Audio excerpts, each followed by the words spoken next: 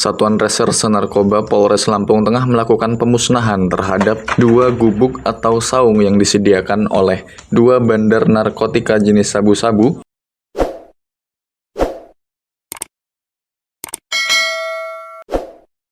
saat upaya penangkapan 2 bandar berinisial RZ 30 tahun dan AG 26 tahun warga Kampung Komering Putih, Kecamatan Gunung Sugih, Kabupaten Lampung Tengah pada Rabu 30 Juli 2025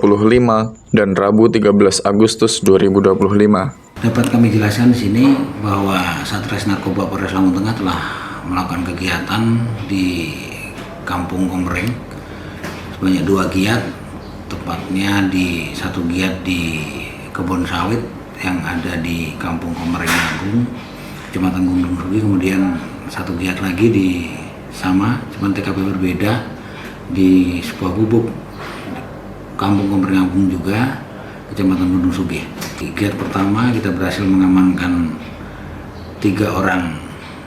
tersangka, yang mana 1 merupakan penjual atau bandar dengan barang bukti yang kita amankan ada 3 bungkus sedang, paket sabu, kemudian sekop, timbangan digital, dan ada 1 kotak untuk tempat menyimpan sabu-sabu tersebut. Untuk sebulan terakhir kita sudah banyak giat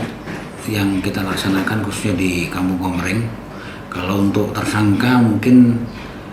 sesuai dengan data dan kegiatan yang kita laksanakan dalam kurun waktu 2 bulan terakhir sudah hampir